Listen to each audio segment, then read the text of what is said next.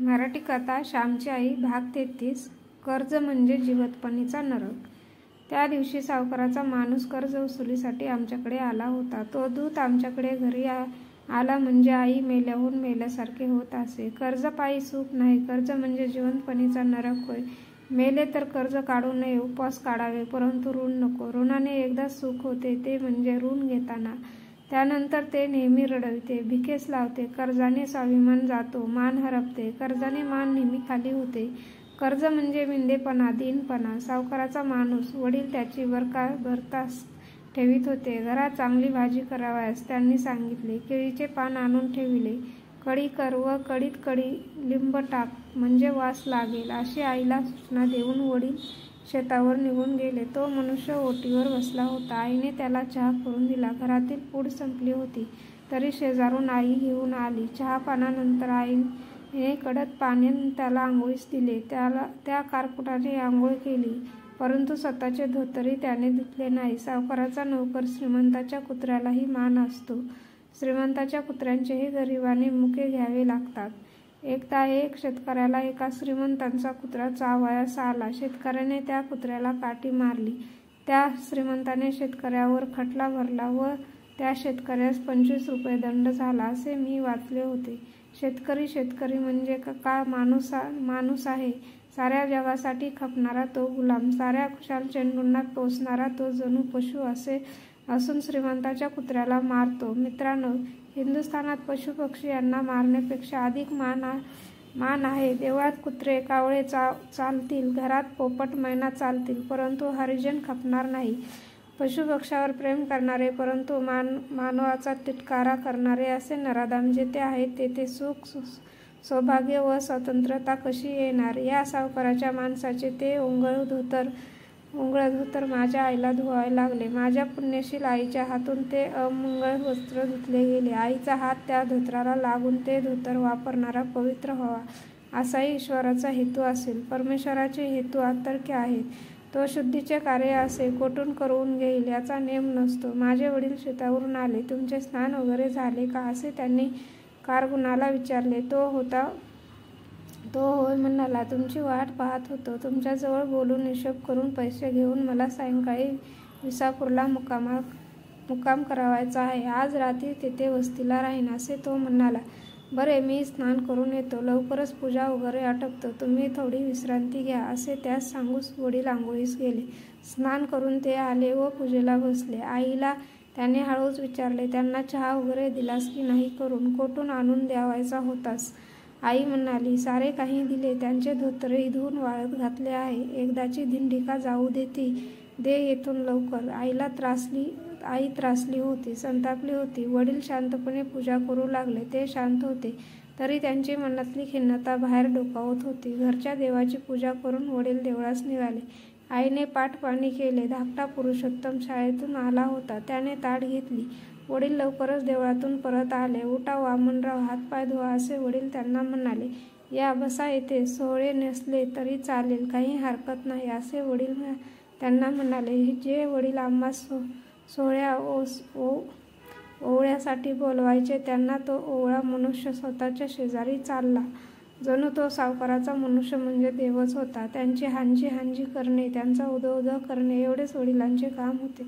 काय करतील? हा एवढा मिंदेपणा, हा तेजोभंग, ही सत्यहानी कशाने झाली? एका कर्जामुळे. कर्ज का झाले? लग्न मुंजीतून वाटेल तसा खर्च केल्याने, पूर्वीची इतमामाप्रमाणे राहणे, ह्या खोट्या कुलभीमामुळे, अंथरूण पाहून पाय न पसरल्यामुळे, भांडणाने, भाऊबंदकीने, कोर्टकचेऱ्यापर्यंत कर्ज फेडावयास ताबडतोब न उठल्यामुळे कर्ज उरावर बसत होते, तरी जमिनीचा मोह न सुटल्यामुळे. गड्यांनो, तुमच्या बायका माणसांची, पावरावळांची आबरूच्या वाट्यावर येऊ नये, आबरूचे धिंडोळे होऊ नयेत असे वाटत असेल तर कर्जाला स्पर्श करू नका. कर्ज असेल तरच शेतभात, दागदागिने सारे काही विकून आधी कर्जमुक्त व्हा. पाने वाढली. वामनराव व आमचे वडील जेवायस बसले. पुरुषोत्तम, छानदार श्लोक म्हण. वामनराव शाबासकी देतील असं म्हण, वडिलांनी सांगितले. पुरुषोत्तमाने श्लोक म्हटला, परंतु त्याला शाबासकी देण्या इतके वामनरावांचे हृदय मोठे नव्हते. सावकाराकडे राहून तेही निष्प्रेम अनुदार होत चालले होते. आडत्याखोर या दिमागबाज होत चालले होते. संकोच नका करू वामनराव, भाजी घ्या आणखीन, वाढ आणखीन एक पळीभर असे आई सांगून आग्रहपूर्वक वामनरावास वडील जेवित होते. वामनराव विशेष काही बोलत नव्हते. तो साधा स्वयंपाक त्यांना आवडलाही नसेल. चमचमीतपणा स्वयंपाकात नव्हता. शेवटी जेवणे झाली. वामनराव व वडील ओटीवर बसले.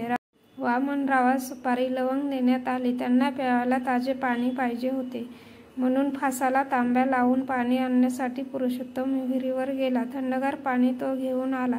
वामनराव पेले.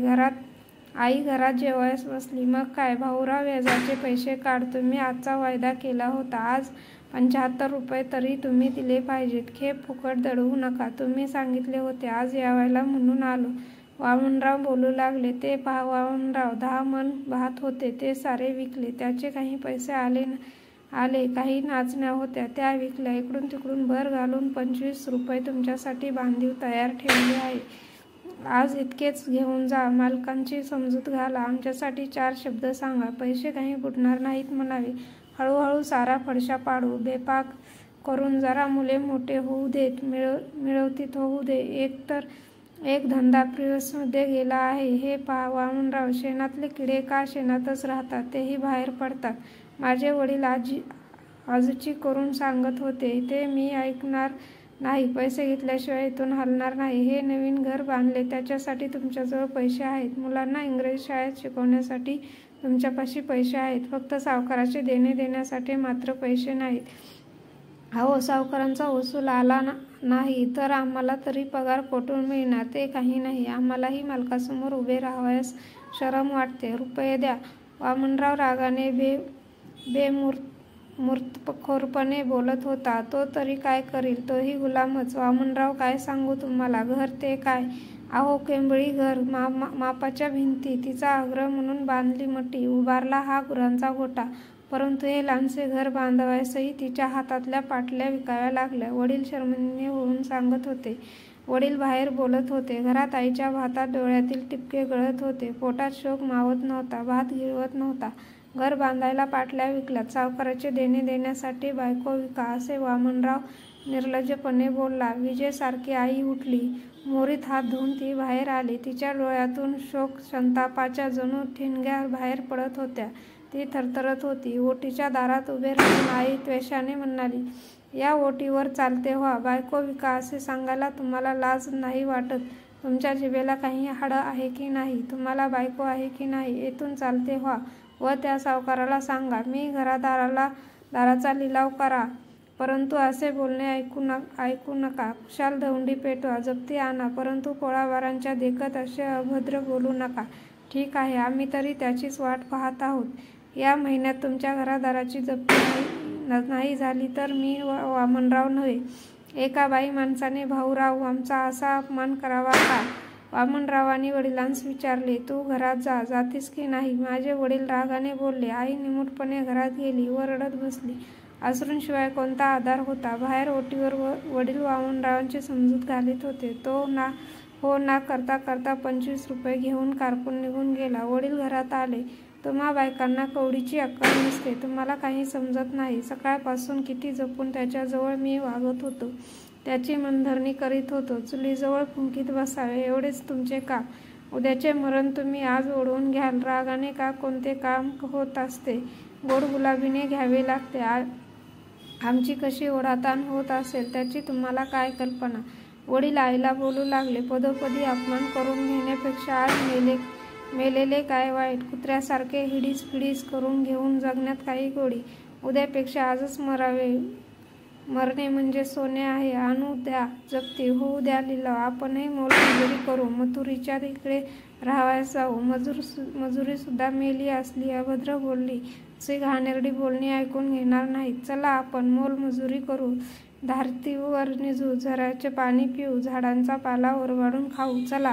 आई भावनाविष्य झाली होती. बोलणे सोपे, करणे कठीण. दुपारची वेळ झाली म्हणजे समजले सारे. असे बोलून वडील बाहेर गेले. धाकटे भाऊ आईजवळ जाऊन म्हणाले, आई रडू नकोस. तू रडलीस म्हणजे आम्हाला रडू येते. आई तू सांगशील ते काम आम्ही करू. रडू नकोस. आई लहान मुले मोठ्या आईची समजूत घालीत होती. फुले झाडाला आधार देत होती. करुणा असे ते दृश्य होते.